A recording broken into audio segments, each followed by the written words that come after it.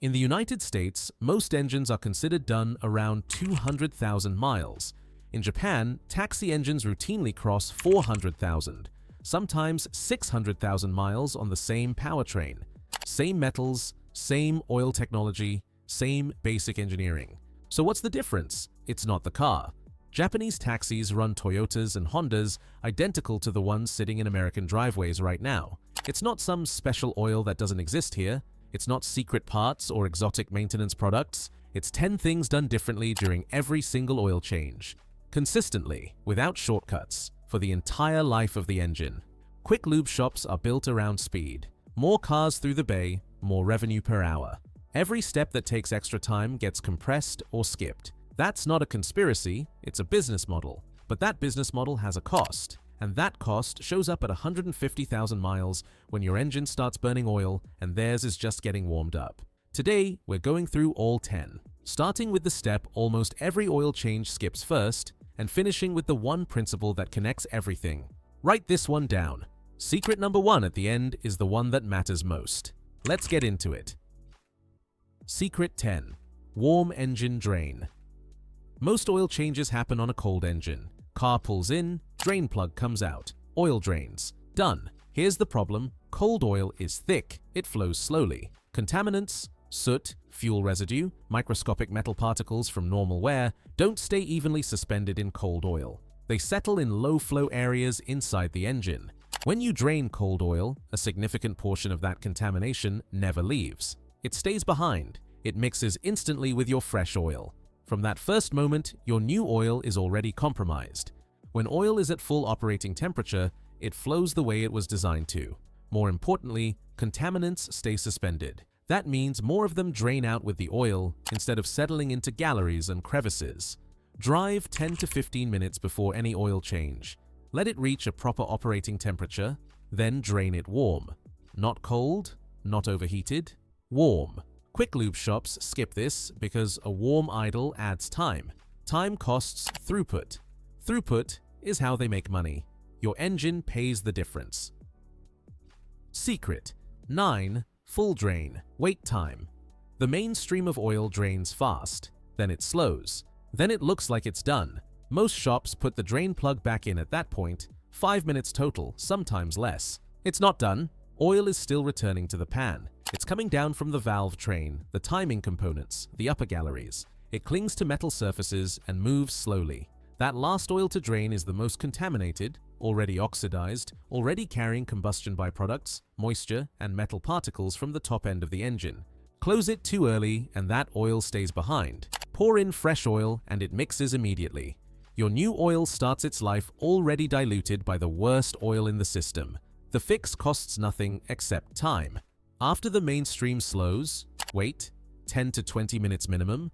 Let the upper engine drain completely before you close it. Japanese taxi operators don't run on quick lube schedules. They run on engine longevity schedules. That difference in mindset is the difference between 200,000 miles and 600,000. Secret 8. Oil film science. Understanding this one changes everything about why the other steps matter. Inside your engine, metal parts don't actually touch each other. At least they're not supposed to. They ride on a pressurized film of oil, a layer often thinner than a human hair that keeps surfaces separated even at high speed. As long as that film stays stable, wear is minimal. The engine can run for hundreds of thousands of miles without meaningful damage.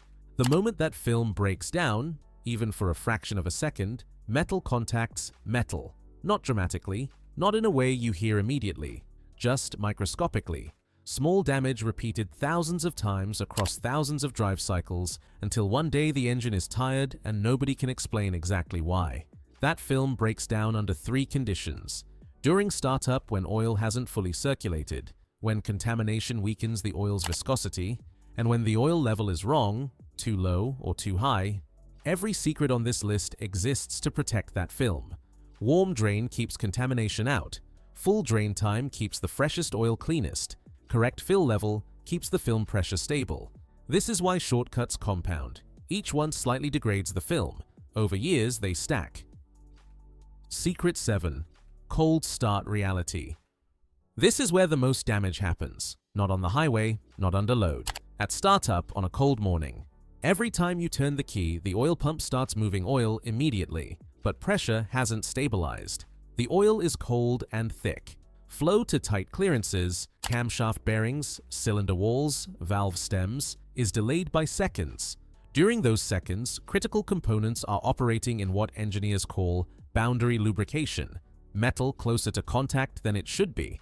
It only lasts a few seconds, but it happens every single drive cycle. Multiply that by 2 starts per day for 10 years. That's over 7,000 cold start events, each one depositing a small amount of cumulative wear that no oil change can reverse once it's done. Everything that keeps oil cleaner and more consistent helps here. Fresher oil flows faster in cold conditions than degraded oil. A quality filter with a functioning anti-drainback valve keeps oil primed in the filter housing overnight, so pressure builds faster at startup. Even avoiding overfill matters.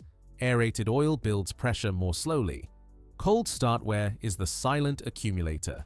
Japanese taxi operators know this. That's why nothing on this list is optional to them. Secret 6. Filter quality and gasket ritual. 2 things happen at the filter that most drivers never think about, and both affect how well the engine is protected from the moment it starts. First, the filter itself. Not all filters are equal, and the differences matter more than the price gap suggests. A quality filter does 3 things. It captures fine contaminants without restricting flow. It maintains stable oil pressure throughout the service interval. And it has a functioning anti-drainback valve, the internal component that holds oil in the filter when the engine is off. Without a functioning anti-drainback valve, oil drains back into the sump every time the engine shuts down. At the next startup, the pump has to fill the filter before oil can circulate. That delay is measured in seconds. Those seconds are cold start wear, repeated every drive cycle for the life of the filter. Second, the gasket. Before installing any new filter, apply a thin film of fresh oil to the rubber gasket. Not excessive, just enough to lubricate the surface so it seats evenly and creates a consistent seal when tightened. Then hand tight only. No torque wrench, no extra quarter turn, hand tight until firm. Over-tightening deforms the gasket. A deformed gasket leaks. A slow leak over 5,000 miles drops oil level enough to affect film pressure. Exactly the condition that accelerates the wear Secret 8 described. 2 minutes, no tools, protects everything downstream. Secret 5. Controlled refill. Most people treat refilling as the easy part. Cap off, oil in, dipstick check, done. Japanese mechanics don't rush this step. They control it. Instead of pouring the full oil capacity at once, they add about 80% first. Then stop. Let the oil settle for 2 to 3 minutes. Time for it to distribute through the filter, coat internal galleries, and reach its actual resting level. Then check the dipstick and top up gradually. Why not fill it in one shot? Because oil needs time to distribute throughout the engine. If you check the dipstick immediately after filling, you're reading an inaccurate level. Oil is still moving, the reading looks low, you add more. Now you're overfilled without realizing it. And overfilling has consequences, which is exactly what the next secret covers. Secret 4. Overfill danger. There's a common belief that a little extra oil gives extra protection. It doesn't. It introduces a problem that most drivers never connect to their maintenance habits. When the oil level is too high, the rotating crankshaft contacts the oil in the sump. That contact creates aeration, tiny air bubbles mixed into the oil. Aerated oil cannot maintain a stable pressurized film between moving parts. The film becomes inconsistent.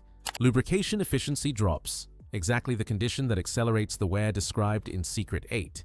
Overfilling also stresses the crankcase ventilation system. Excess internal pressure forces oil mist past seals. Small leaks develop.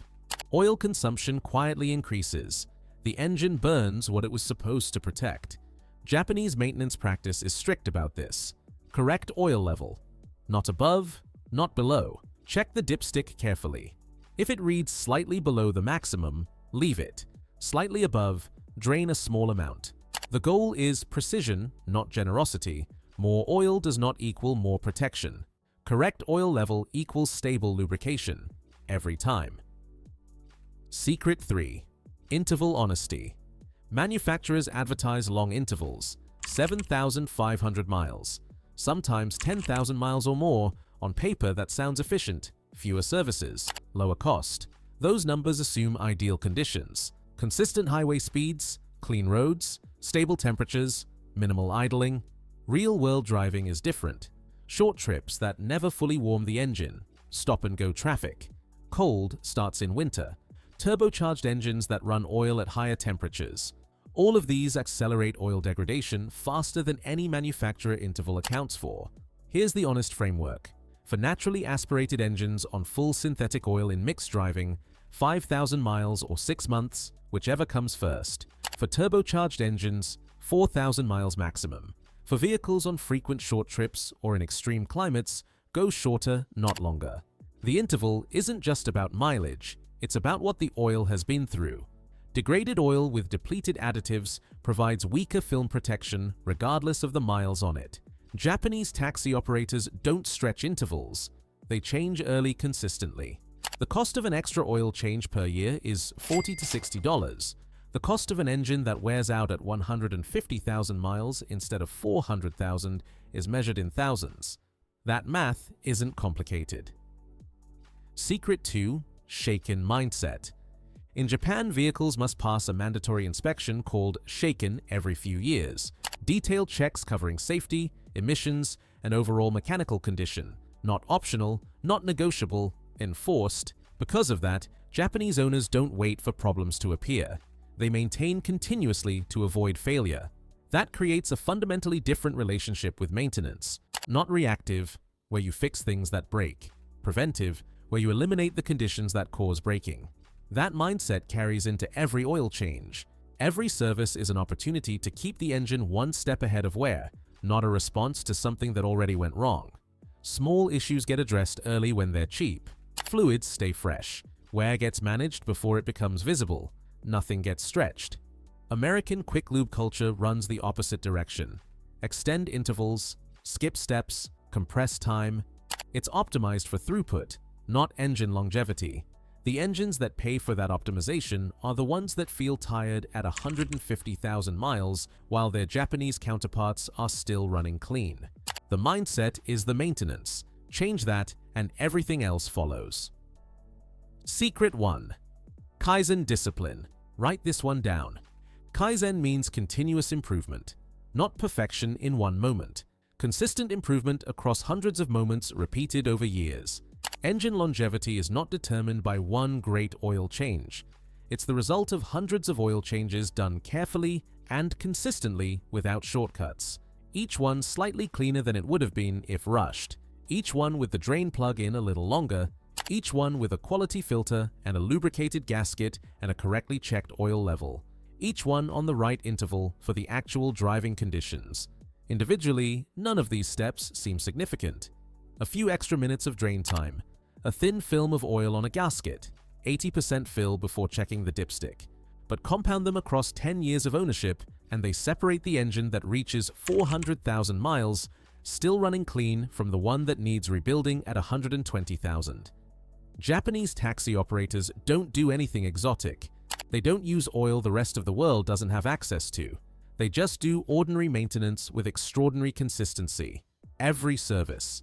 Every time, without skipping the small steps because they seem minor. That's the secret. It was never exotic, it was always discipline. 10 steps. All of them are simple. None of them require special tools or products. Warm drain, full drain time, understand the oil film. Respecting cold starts.